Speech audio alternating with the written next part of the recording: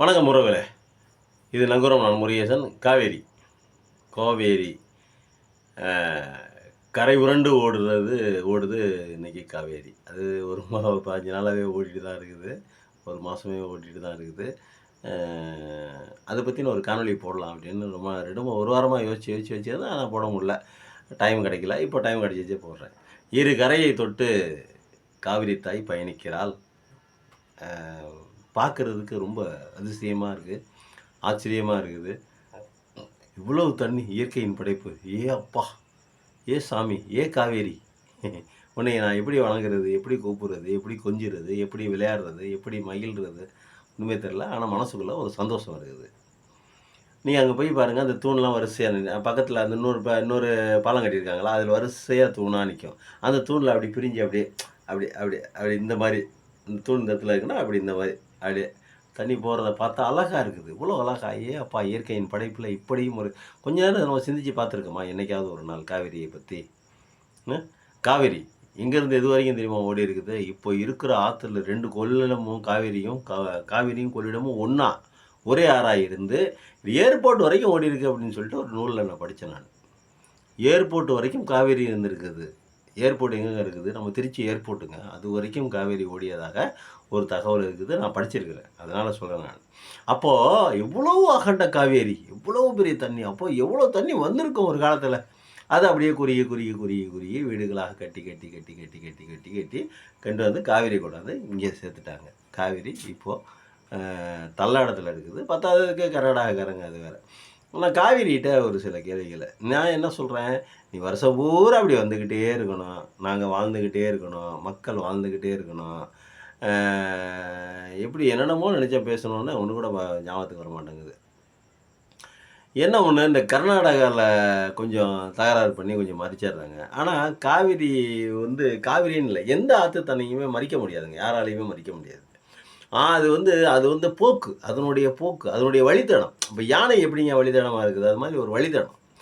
காவேரி வந்து குறுக்கால கட்டி அணையை கட்டி மறைக்கலாமே ஒழிய ஒரு அளவுக்கு தான். எதுவுமே இயற்கை, இது தண்ணீர் வந்து இயற்கையோட சேர்ந்தது இல்லைங்க. நீங்கள் அணையை கட்டி மறைக்கிறதுங்கிறது செயற்கை.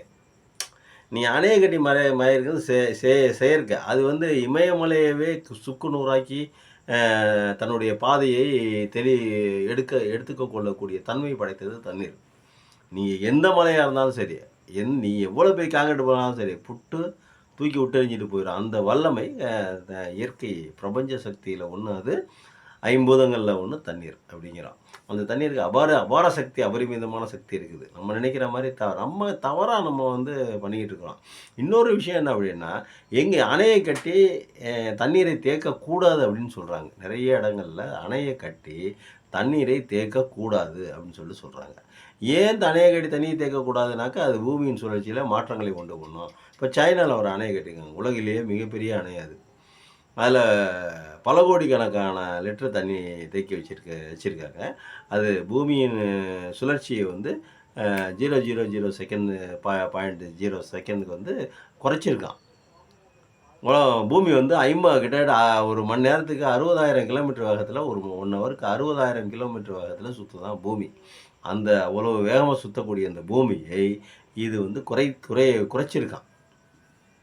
சைனாவில் பாலம் கட்டிக்கிறான். அது மாதிரி மனுஷன் வேணால் இயற்கையாக வேணால் கட்டிக்கலாம், ஆனால் செயற்கையாக வேணால் கட்டிக்கலாம். ஆனால் இயற்கையை வந்து எதிர்க்க முடியாது, ஜெயிக்க முடியாது. அது என்றைக்காக இருந்தாலும் ஒரு நாள் இந்த மண்ணும் இந்த 5 பூதங்களும் உங்களை நம்மளை தின்னே தீரும். அதில் மாற்றம் இல்லை. நீ எவ்வளோ பெரிய விஞ்ஞான வளர்ச்சியாக இருந்தாலும் சரி, எவ்வளோ பெரிய ஆளாக இருந்தாலும் சரி, இயற்கைக்கு முன்னாடி ஒரு இதுதான் காவேரி. அது மாதிரியான ஒரு ஆறு தான். நீங்கள் வந்து எத்தனை அணைகள் கட்டினாலும் காவேரி தாயே, நீ வந்து எல்லாத்தையும் தாண்டி ஓடி வந்துடு, ஒன்றும் பிரச்சனை இல்லை. நடுவில் எல்லாம் தேய்க்கிறான்னா தோஷம் பண்ணிடு, அடித்து நொறுக்கு, எல்லாத்தையும் அடித்து நொறுக்கிட்டு நீ இந்த திருச்சி வழியாக காவேரி என்றைக்குமே ஓடிக்கிட்டே இருக்கணும். ஒரு இது சொல்லுவாங்கள்ல, வாலியவே பல்லாண்டு பல்லாயிரத்தாண்டு பல கோடி நூறாண்டு காவேரி வந்துக்கிட்டே இருக்கணும், தண்ணீர் வந்துக்கிட்டே இருக்கணும், தண்ணீர் அழகை நாங்கள் ரசிச்சுக்கிட்டே இருக்கணும். அதன் மூலமாக விவசாயம் செழிக்க வேண்டும், தமிழினம் உயர வேண்டும், வளர வேண்டும். காவேரி தாயை வணங்குகிறேன். நன்றி, வணக்கம்.